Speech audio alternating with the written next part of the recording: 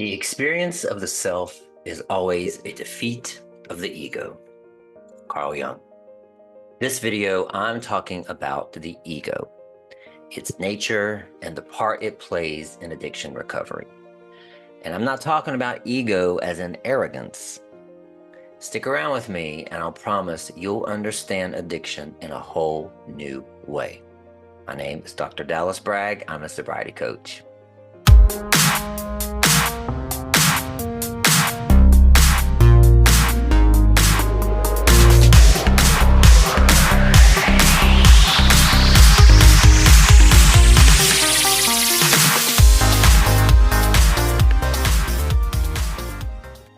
So do me a favor and close your eyes. Clear your thinking. Now ask your nervous system or your subconscious to bring up the most impactful memories from your childhood. As they come up into your mind, I'll bet they are all 30 to 90 second snippets in length. This chronochrome of imprints have shaped your life's reality. They became beliefs that you adopted about yourself that solidified into life experiences. So that, introducing the ego, that is the nature of the ego. And again, not ego as in arrogance, ego as in its Latin translation, which is I, self, me. Ego as in what the Christians know as the adversary, the devil. The Buddhists know it as self. The ego is the conglomeration of what you know as your personality or your identity. To understand your addiction, you must understand what makes up your ego. So let's begin at the beginning.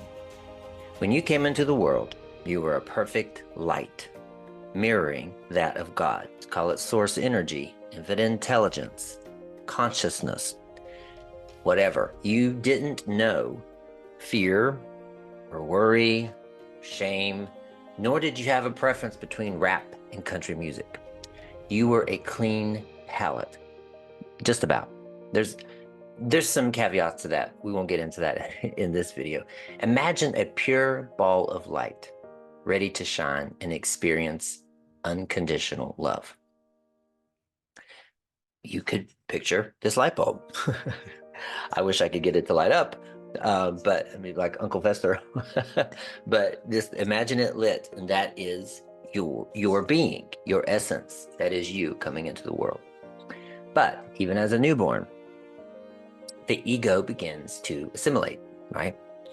So as early as day one, the facial expressions, this is proven, of your mother stimulated mirror neurons in you. And those mirror neurons detected emotions. It could be support or neglect. If you sensed anxiety, worry, anger, your light was obscured a little. As you grew older, more and more experiences caused more emotional reactions. So imagine, for this discussion, each negative emotion as an individual string wrapped around your light. So let's say this is a message of neglect. This is a message of I'm not good enough. This is a message of I need to study harder. All the negative messages you get become your beliefs about yourself. And there's some positive ones too. But for this discussion, as you can see, as the beliefs pile up, they form the nature of and give life to the ego. And with each string wrapped around, it obscures your perfect light a little more. The nature of God, the nature of yourself. You didn't have those beliefs coming in. So these bundle of beliefs create our personality. So how does the ego relate to addiction? Well, let's first understand its function and how it works. The ego is about safety. It's easy for people to demonize the ego because the ego is where it produces our triggers, our emotional activations.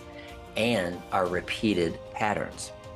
We as humans now view these responses as bad, but they were essential to us in our survival thousands of years ago, right? That's where the ego came from. The ego's role, though, hasn't changed. We have.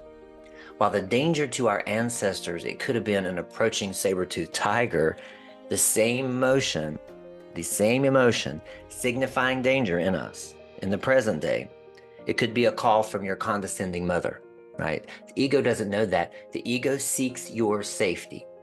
It seeks your safety through a flight or fight response. So when an addict misuses a substance, let's say I go through the pattern of using a drug like I did, crystal meth, the ego records that experience as a pattern of behavior that avoids danger. The danger is the negative emotions, and it brought safety, just high levels of dopamine. I felt safe. I felt good. I felt regulated, but I wasn't. The ego will perpetually drive the addict to find safety in that same experience. To illustrate this point, think about your pet dog attempting to eat human food.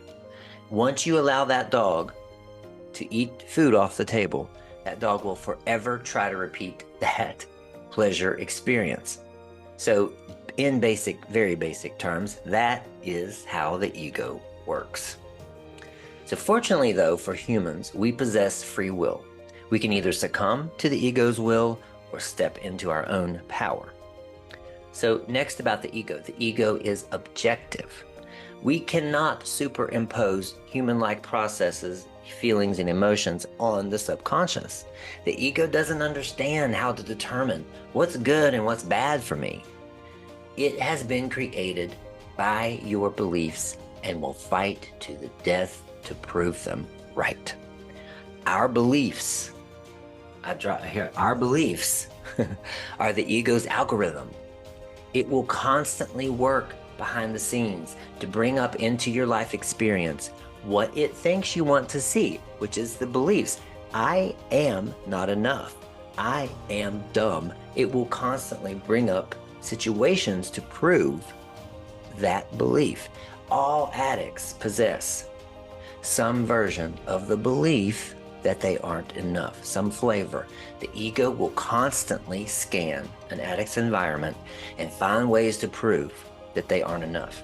So when we are reminded again and again that we aren't enough, we feel that negative emotion, danger. So some of us use drugs, alcohol, food, sex, the phone, love, etc. to quiet that pain, to go through the process of feeling temporarily safe. The ego wants you to use drugs again because it remembers how safe and good you felt. Ironically, if you see how this is working, because we haven't worked to change our beliefs, we are allowing the ego to form a negative feedback loop.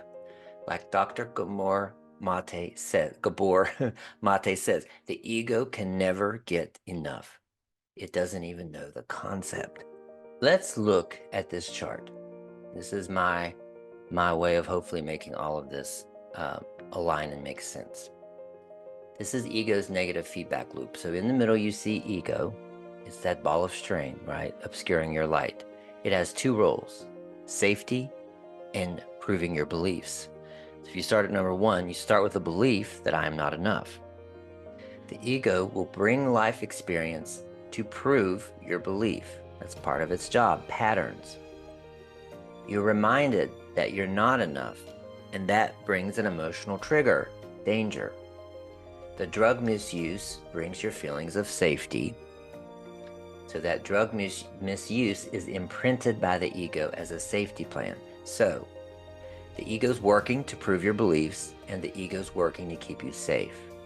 That goes into addiction. Number 6 continues because the beliefs remain the same, because then you're back at the start. The belief that's running all of this is, I am not enough. Of course, there'll be links to my newsletter. There'll be links to these graphics and all the other sources that I use here. So the ego's role, again, is to keep us safe.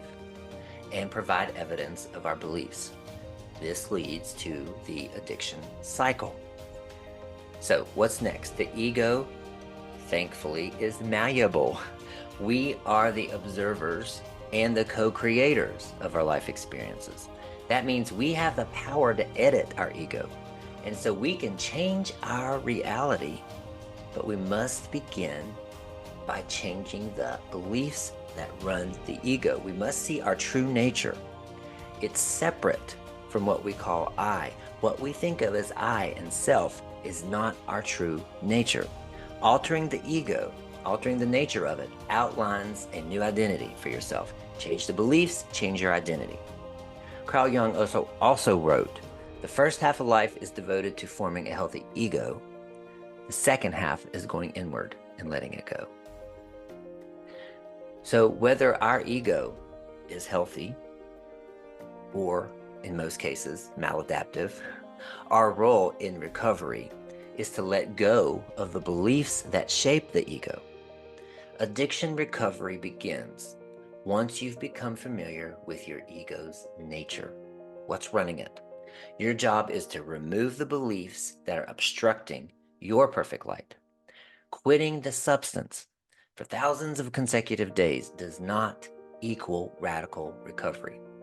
So to begin understanding the nature of your ego, you begin to pay attention to what triggers you, what activates your emotions in a negative way. These actually are gifts. They're gifts from the nervous system, gifts from your subconscious, they're gifts from the universe that are guiding you along the path to uncover what the beliefs are. The ego is proving the belief, but it's also producing the trigger to show you what the belief is. Now, I have a quick guide. It's a 8-step guide that starts with trigger and helps you go through the steps to get down and uncover what the belief is. It's very quick. It's very useful. I'm going to put the link in the description. So there are so many people in recovery who are addicted to not being addicted, right? The propensity is to numb that same pain that drove you to addiction with recovery. Is that a bad thing? Not necessarily. You know, you'd probably rather be addicted to recovery than addicted to the drug or the behavior, right? However, when you do this, you bypass the work. The ego goes unchanged. And when it goes unchanged and that belief stays there, it will find new ways to meet the same objectives. It will find new ways to prove your beliefs. And you can see the evidence of this by some people in recovery when they're being constantly triggered. They're disconnected from themselves. They're unhappy. They're struggling with a disease every day of their life and lost without a regular meeting. You have the power to create a life of self-love, a life of peace, and a life of fulfillment. Through this miracle that we've been given called free will, you can take control of the subconscious and become the author of your life. You don't have to be at the mercy of your ego. Giving you a lot to digest here. It's heavy topics, but I want you to really allow this to sink in. Meditate on it. Listen to it again if you have to. I've given you a lot of tools here, and there's a lot of links in the description. If you want more, reach out to me. My email is dallas@drdallasbragg.com. We can schedule a free session, go through a meditation. We can go through the quick guide. There's a lot of things we can do initially that'll give you some really valuable clues on this road to understanding what those beliefs are, so you can begin to unravel. That's called ego death, right? So this is the key to addiction recovery. It's very powerful. Not just addiction recovery, but it's the key to changing your life. If you like this video, I'd like you to subscribe, like it, share it. I like to put out a video a week this year in 2024, but this video is valid any time of the year. Thank you very much, and I love you.